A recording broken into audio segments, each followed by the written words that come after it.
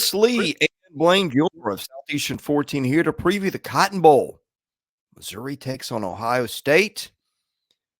Should be a good one. And we always start off by telling you not just the line. I'm going to get to that in just a second, but what the computers think, because this is going to lead into line. There's going to be a point here.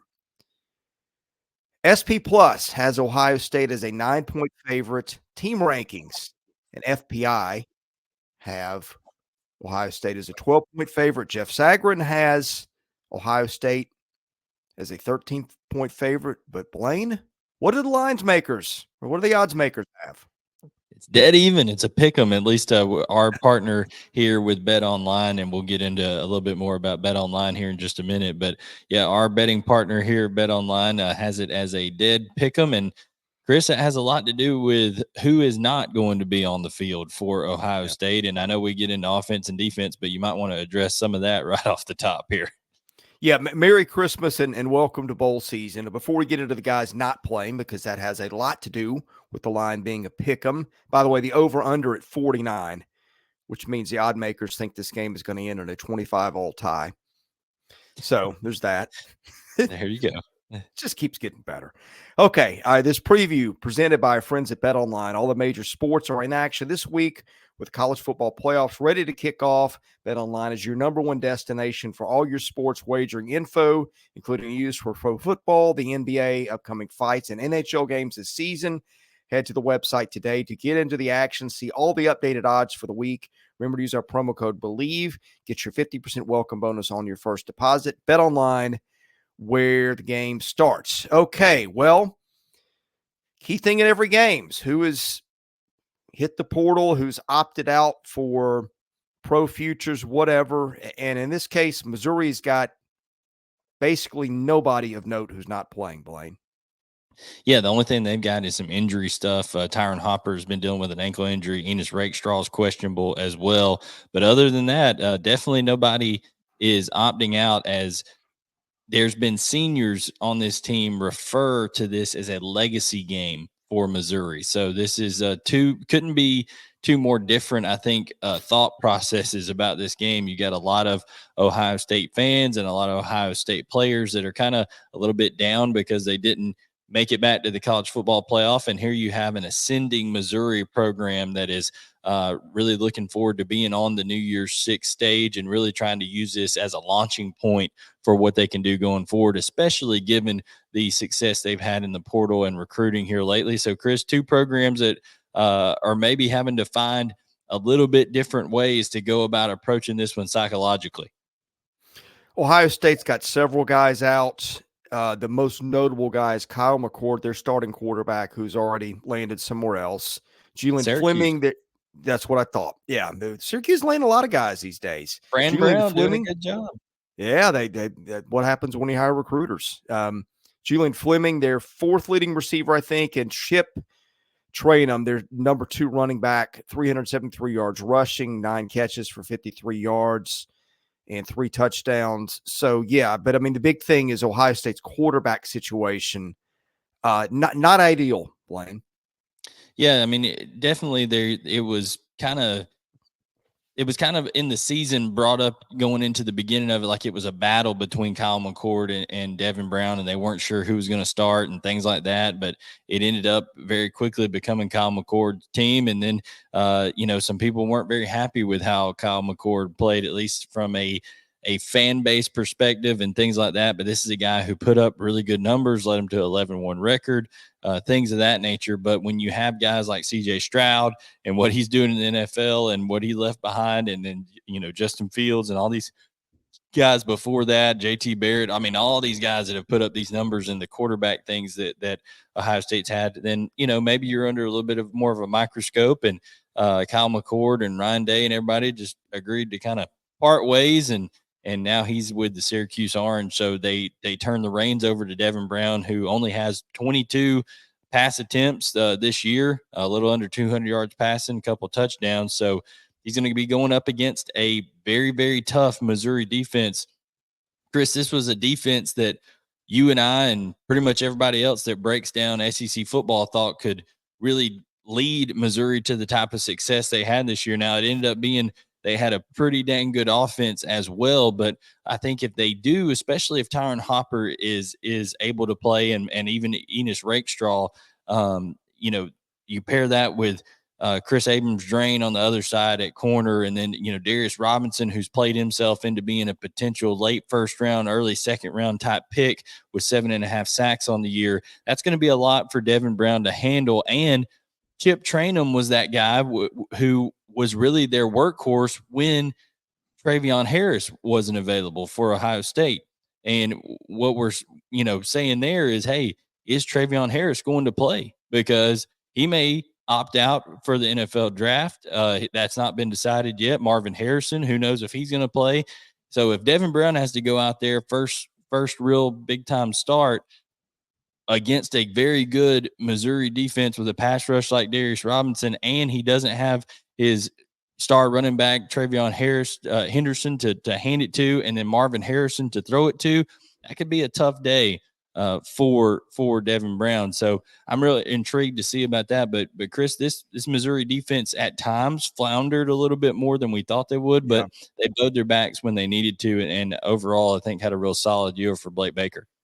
Yeah, I don't know if the Big Ten offensive numbers were just the league was down offensively or the defenses were that elite. I mean, I think they had the top 3 or 4 defenses in the country and scoring your total defense or something close to that. But here's the numbers. Don't know what they mean in this instance with so many guys gone, but Ohio State averaged 32.8 points a game. Missouri gave up 22.3 per play. Ohio State 6.6 yards per play.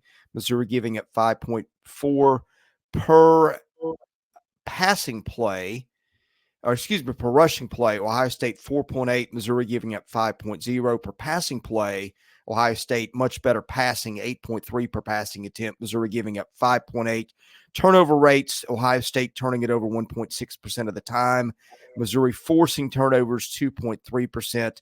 Again, I don't know what to make of any of that because of the absences. But one thing to watch is Missouri did force some turnovers this year, and sometimes in a game that is supposed to be close, and this is a pick 'em, that is something to watch. It is. And when you got a quarterback that's inexperienced in Devin Brown, then that makes it even harder, and it's a big stage. And then, when it talks about the line and stuff like that, as far as Ohio State's offense, we just have to get closer to it, because in terms of the offensive side, like I said, Harrison and Henderson, their decisions on whether they're going to play in this game or not are going to be huge. And Chris, those are two decisions that if they decided that they're not going to play, you could see Missouri, I think, jump out all the way. I would think 4 to 6 point favorite by the time this is over with. And I did a video beforehand that if Eli Drinkwitz and company get the opportunity to get out early and take a lead and things like that, they're not going to take their foot off the gas. Like I said, they're trying to use this as a launching point, and I think you're going to see, especially if Tyron Hopper can play, that's something to watch. Like I said, on defense, because he's kind of the heart and soul there, especially with Chad Bailey out at linebacker and things like that. I think it's really good to see if Tyron Hopper can play in this game. But man, you're talking about guys playing for some Sunday paychecks, and like I said, Darius Robinson is a guy who can really make himself some money in this game if he goes out and has a good game for Missouri. So a lot of motivation on that defensive side of the ball for the Tigers. On the other side of the matchup, Ohio State's defense was elite, and Missouri's offense was pretty good. You had a Heisman vote getter at running back. You had a quarterback in Brady Cook who was just very consistent all year. You got Luther Burden, who's a nightmare to try to contain. Missouri averaged 34.1 points a game. Ohio State gave up just 11 flat. Per snap, this is unreal. Ohio State 4.1 yards per snap against, Missouri getting 6.6.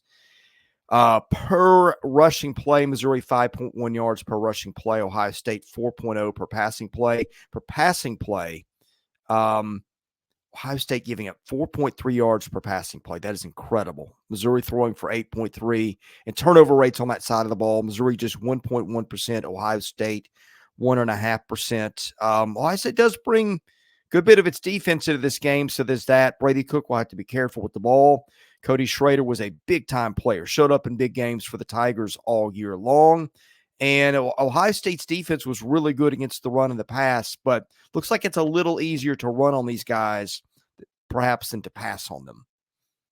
Yeah, I mean, I think that they're always talented on the back end when you talk about defensive backs and things like that at Ohio State, and I don't think they're going to be hampered much there in terms of any kind of adjustments and things. I think Tyleik Williams has said he's going to play in this game, so that's a big deal for them. One guy that, in terms of the opt outs and things like that we're looking at, Chris, on the defensive side of the ball for Ohio State, as of December 21st, when we're recording this, we don't know if JT, and I'm going to butcher his last name, Tuimoloau, I believe is how you pronounce his last name. Dynamic defensive lineman for Ohio State, led him in sacks, 4 sacks, 6 tackles for a loss, had an even better year than that, basically last year, and basically took over the Penn State game in 2022 by himself in the second half. So and really made a name for himself there. He could opt out and elect to wait for the NFL draft process. So that again would impact this line.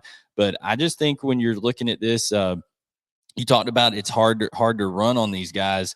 I think you're going to see Cody Schrader and company test that out early on and see, okay, how hard is it to run on these guys? They did give up 156 yards rushing to Michigan, which is by far and away the hardest team and the most, I guess, adept offense that they played. They played a lot of offenses that were just abysmal this year, but they also gave up 176 yards to rushing to Notre Dame. So the two teams with a pulse that they played on offense, they gave up rushing yards this year. So look for Cody Schrader is going to want to go out with a bang. And Chris, I think that a guy that goes from D2 like Cody Schrader did and comes out and has the monster year, you got to think that he's looking to use this as, okay, I get to play against one of the blue blood programs in college football. All eyes are going to be on me, NFL scouts. He's probably using this as an opportunity to try to make himself some money on Sundays.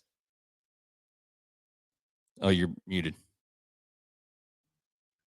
Look, it's time to pick the games. And if this is Ohio State at full strength, I think both of us would go Ohio State. No disrespect to Missouri.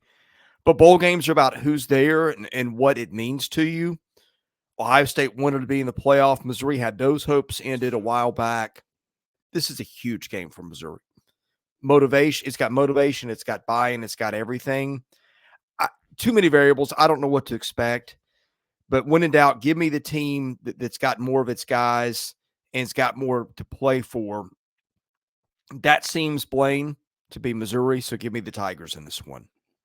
Yeah, I think not only are you gonna have Cody Schrader, and then of course you got Luther Bird and Theo Weiss and all those guys. I think you just got a Missouri program who is hungrier right now than Ohio State, and who is quite honestly just looking more forward to this game. We saw this a few years back when Georgia played Texas, a Texas team that was looking to be on the come up and trying to get back into relevancy, and a Georgia team that had just had its heart broke and missed out on the 4-team playoff. And I think this could be a similar type result. I think Missouri jumps out early. I think Brady Cook's legs mixed in with Cody Schrader can make a difference. He's not like a Lamar Jackson out there, but he's plenty mobile enough to be able to hurt you.